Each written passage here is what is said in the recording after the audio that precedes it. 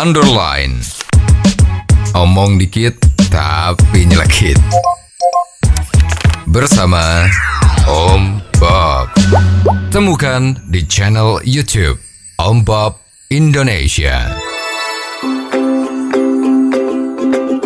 Om Bob, Menteri Pertanian Syahrul Yassin Limpo dikabarkan menjadi tersangka. Namun kesannya penetapan tersangka ini lamban, Om Bob. Bagaimana Om Bob menggarisbawahi masalah ini?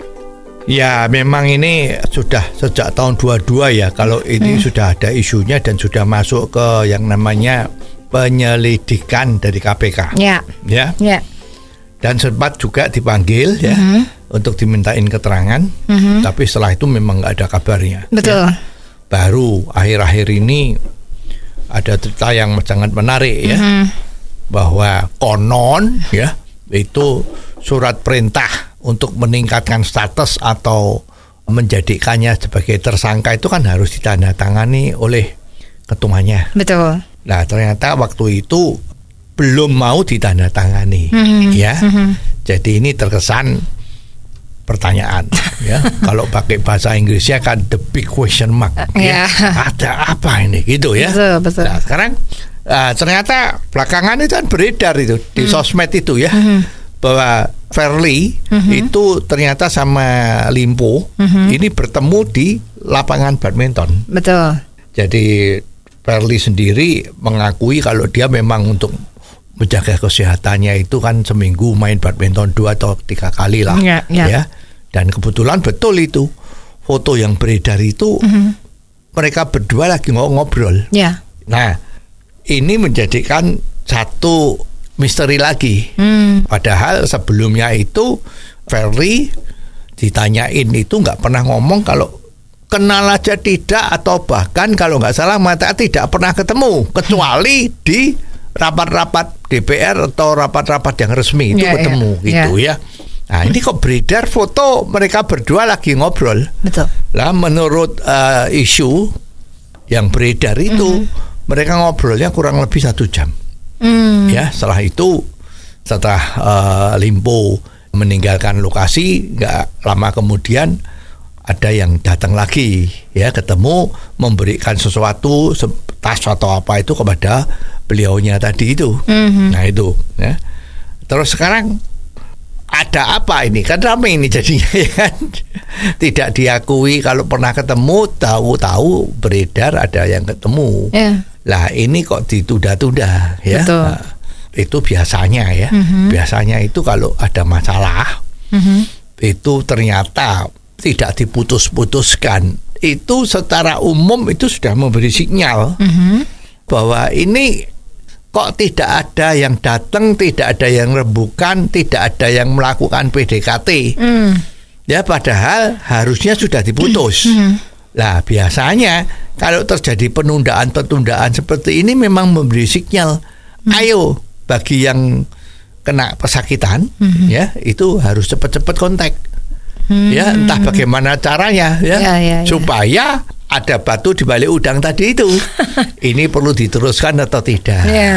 Kalau mau diteruskan ya udah kita lanjutkan ya. Tetapi biasanya yang nunda-nunda ini kepengin ada sesuatu. Lebih baik dibatalin atau tidak jadi dimasukkan perkara ini, asal yang sangat populer itu ya wani piro. Nah gitu kan. Nah terus ini tetapi juga hebat juga ya, karena ini lama-lama sudah tidak juga ada tindak lanjut sebagai penentuan tersangka atau ditingkatkan menjadi penyidikan.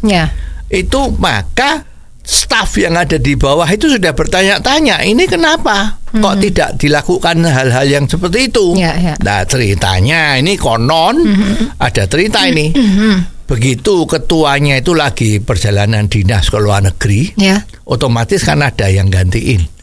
Nah ternyata surat perintah untuk ditingkatkan status menjadi tersangka, juga surat perintah untuk melakukan penggeledahan, itu kan terjadi penggeledahan yang mendadak kan, baik di rumah pribadinya, rumah dinasnya maupun di kantornya.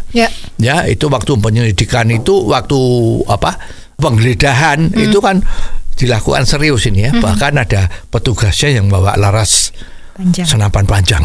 Ya, itu very serius ya. Ternyata itu yang memberikan perintah surat tanda tangannya itu adalah wakil ketuanya. Ya, jadi gara-gara pergi ke luar negeri lah surat perintahnya turun. Yang nanda tangani karena tidak ada ketuanya, wakil ketua berhak menandatangani. Itu kan sudah menjadi ketentuan ya. Jadi ini kasus seperti ini banyak terjadi. Dulu pada tahun 50-an itu juga begitu. Persis Presiden Soekarno itu meninggalkan Indonesia untuk urusan di luar negeri, tiba-tiba wakil presiden ini kan mengeluarkan peraturan-peraturan yang kelihatannya itu bukan politiknya Soekarno. Lah ini ternyata terulang. Ya, jadi sejarah itu terulang kembali. Ya, tetapi akibatnya semua masyarakat jadi jelas. Ya, bahwa memang terjadi korupsi yang besar-besaran ya. Konon kemarin isunya kan uang pemerasan ya, karena sekarang Limpo itu mantan Menteri Pertaniannya ini kan mengadukan masalah ini kepada Kapolda, kepada kepolisian, bahwa dia telah dilakukan atau dia mendapat tindakan pemerasan yang dilakukan oleh Ketua KPK. Ya, nah, sekarang sedang ramai dan sedang diselidiki. Itu nggak cuman penyelidikan, tapi sudah ditingkatkan sebagai penyidikan oleh kepolisian, markas besar kepolisian ya.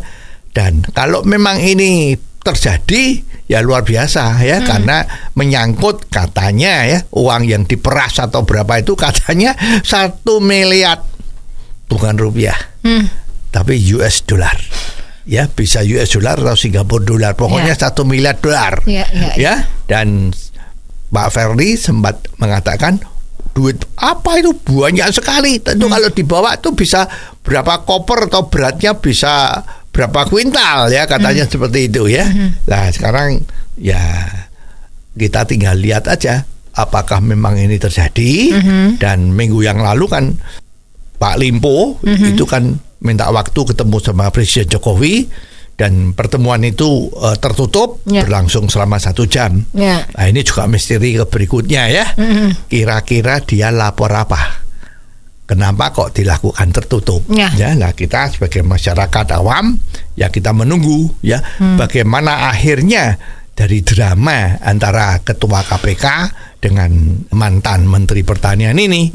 Seperti catatan yang ada itu kan Ketua KPK ini kan waktu itu sudah pernah kena masalah juga yang disidang oleh Dewan Pengawas. Tapi waktu itu putusannya itu hanya surat peringatan. Ya.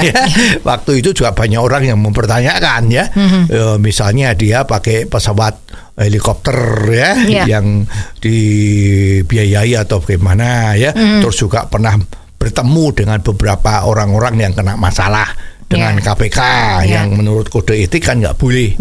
Lah bahkan ada yang sedikit nyelekit ya, mengatakan bahwa Dewan Pengawasnya itu sebetulnya kok sepertinya malah Dewan Pengawas pimpinan KPK. Ini kan menjadi nggak enak ya di kuping ya. Nah sekarang kita lihat nanti dramanya kayak apa berakhirnya ini. Oh jadi begitu ya Om Bob. Jelas deh sekarang. Terima kasih Om Bob untuk waktunya. Sampai ketemu lagi di waktu yang akan datang. Underline. Omong dikit tapi nyelekit. Bersama Om Bob. Jika Anda suka dengan channel ini, jangan lupa subscribe, like, dan komen.